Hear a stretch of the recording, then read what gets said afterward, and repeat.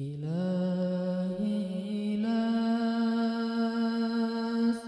للفردوس أهلا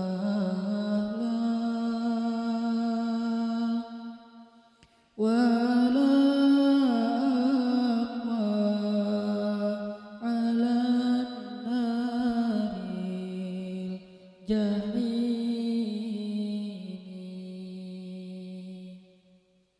فهب لي توبة واغفر ذنوبي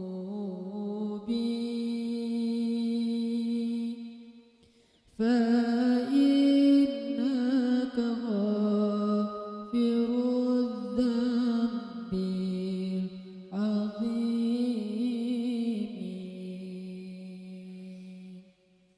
Teman-teman sekalian, bait-bait kasidah itu ditulis dan dirangkai oleh para ulama adalah tentang pengakuan dosa seorang hamba. Ketika seorang hamba berada di puncak penyesalan dan merasa tahu diri bahwa dia adalah seorang hamba yang kotor, sehingga dia mengatakan, Ilahi lastu lil firdausi ahla. Ilahi, sesungguhnya saya tidak layak masuk ke surga Firdaus. Saya kotor, saya hina, saya penuh cela, saya banyak aib, saya banyak dosa. Sangat tidak layak saya masuk ke surga Firdaus-Mu ya Allah. Tidak ada satupun amal yang bisa saya banggakan sehingga menjadi jalan bagi saya masuk ke surga Firdaus-Mu ya Allah. Kita harus merasa diri kita rendah di hadapan Allah. Itulah kenapa kita sujud. Dan Allah suka kepada orang yang merendahkan diri di hadapannya. Itulah kenapa Allah suka kepada hamba yang bersujud. Seandainya pintu surga itu terbuka dengan kunci amal solih, saya tidak punya kuncinya ya Allah. Saya beramal solih tetapi belum layak untuk membuka pintu surga. Saya sholat, saya puasa, saya tarawih, saya sedekah, tapi semua itu belum cukup untuk membuka pintu surga karena keterbatasan amal solih saya. Masih banyak kesalahan dalam amal-amal yang saya kerjakan karena saya bodoh ya Allah. Lalu bagaimana nasib saya kelak di akhirat ya Allah? Jika ditimbang-timbang, sungguh kedurhakaan saya lebih sering daripada istighfar saya ya Allah. Saya tidak pantas menjadi penghuni surga ya Allah. Wala aqwa 'alan naril jahimi. Tetapi saya juga tidak akan kuat dengan azab neraka jahim-Mu ya Allah. Karena sesungguhnya tidak ada satupun dari makhluk-Mu yang sanggup merasakan azab neraka. Semuanya takut kepada neraka-Mu ya Allah. Jangankan 1 tahun, jangankan 1 bulan, jangankan 1 hari, sedetik pun tidak akan sanggup ya Allah. Karena saya mendengar sesungguhnya Rasulullah SAW bersabda, azab yang paling ringan bagi penduduk neraka adalah dipakaikan baginya sendal terompah dari api yang membakar kakinya sampai mendidihkan kepalanya. Itulah azab yang paling ringan di neraka untuk orang yang paling ringan berbuat dosa. Bagaimana dengan saya ya Allah? Dosa saya banyak, saya pernah durhaka kepada ibu bapak saya. Itu saja sudah cukup bagi saya mendapatkan azab yang lebih besar di neraka, dan saya tidak sanggup ya Allah. Saya pernah durhaka kepada ibu saya marahi ibu saya karena satu kesalahan. Padahal saya lebih sering berbuat salah dibandingkan ibu saya. Tapi ibu memaafkan saya. Ketika di waktu kecil saya memecahkan barang-barang ibu saya memungut barang-barang itu sambil tersenyum, membelai kepala saya, mengatakan nasihat-nasihat yang baik. Sama sekali ibu saya tidak marah kepada saya saat itu. Tapi ketika telah dewasa, tidak sengaja ibu saya yang sudah tua renta kadang memecahkan barang saya, merugikan sedikit saja dari harta saya marah seperti setan ya Allah. Saya bentak ibu saya ya Allah, bahkan kadang membuat ibu saya terluka, kaget, takut.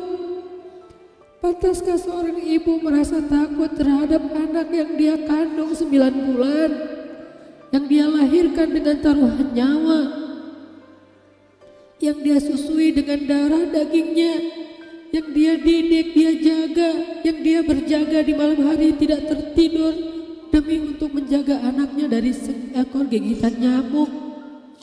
Pantaskah ibu merasa takut terhadap anaknya sendiri? Cukup satu dosa besar saja durhaka kepada ibu membuat saya pantas masuk api neraka. Belum lagi dosa saya kepada ayah. Ketika saya berdebat habis-habisan di hadapan ayah saya, hanya ketika ayah saya menasihati saya dengan satu nasihat sederhana, saya debat ia, seolah-olah wawasan saya lebih banyak, ilmu saya lebih banyak, pergaulan saya lebih luas, pendidikan saya lebih tinggi, padahal semua itu saya dapatkan hasil dari perjuangan dan pengorbanannya. Ketika keduanya sudah menjadi tua dan lemah, kadang keduanya rindu kepada saya, ya Allah. Mereka memberi kami pesan, ya Allah. Mereka bertanya, bagaimana kabarmu anakku? Tapi kami tidak peka. Hati kami tertutup dengan ego dan sombong. Kami tidak bisa membaca teks itu dari perasaan mereka. Kami hanya membaca teks mereka dan tidak segera membalasnya. Kami anggap teks dari orang tua kami tidak penting, masih bisa ditunda untuk dijawab nanti sore. Padahal mereka sedang kangen, sedang rindu kepada kami, ya Allah. Mereka tidak mengatakan kami rindu kepadamu wahai anakku, karena mereka tahu kalimat itu akan mengganggu kami. Kalimat itu akan menjadikan hari kami tidak lagi mudah. Kalimat itu akan merusak konsentrasi kami dalam bekerja. Kalimat itu akan menghalangi banyak urusan kami, sehingga mereka menahan diri. Mereka hanya bertanya, apa kabar kami? Lalu kapan kami berbakti kepada mereka, ya Allah? Sampai seusia ini kami masih merepotkan mereka, ya Allah. Kapan kami akan berbakti kepada mereka? Rasanya kami lupa. Entah kapan kami pernah memijat kaki mereka setelah mereka seharian bekerja. Entah kapan kami pernah memberikan minuman hangat untuk mereka. Kami durhaka kepada orang tua kami, ya Allah. Bahkan setelah mereka wafat, kami lupa mendoakan mereka di dalam sholat kami. Harusnya kami disiksa di api neraka, tetapi kami tidak kuat, ya Allah. Belum lagi kedurhakaan kami yang lain, dosa-dosa besar kami yang lain. Kami pernah bermaksiat kepadamu diam-diam, ya Allah. Kami pernah berbuat dosa diam-diam, dan padahal kami tahu itu dosa besar. Tapi kami tidak peduli. Kami tidak takut kepadamu, seolah-olah ancamanmu itu hanyalah mitos, seolah-olah ancamanmu itu hanyalah fiktif, seolah-olah apa yang kau firmankan di dalam Al-Quran itu tidak benar-benar ada. Kami sombong, menantangmu dengan berbuat dosa. Banyak dosa yang kami tidak bisa menyebutkan satu persatu, ya Allah. Keluh lidah kami untuk menyebutkan dosa-dosa kami, ya Allah. Malu untuk menyebutkan dosa-dosa kami, ya Allah. Tidak ada yang bisa kami harapkan darimu selain Engkau terima taubat kami, ya Allah. Fahabli taubatan, beri kami taubat yang nasuha, ya Allah. Terima taubat kami, ya Allah. Kami belum berani meminta surgamu, kami juga tidak akan kuat dengan nerakamu. Kami meminta, terimalah taubat kami, penyesalan kami, janji kami untuk kembali kepadamu, memperbaiki diri. Teman-teman sekalian, mari kita baca bait itu dengan penyesalan. Kita baca bait itu seolah-olah kita sedang curhat kepada Allah Subhanahu wa taala.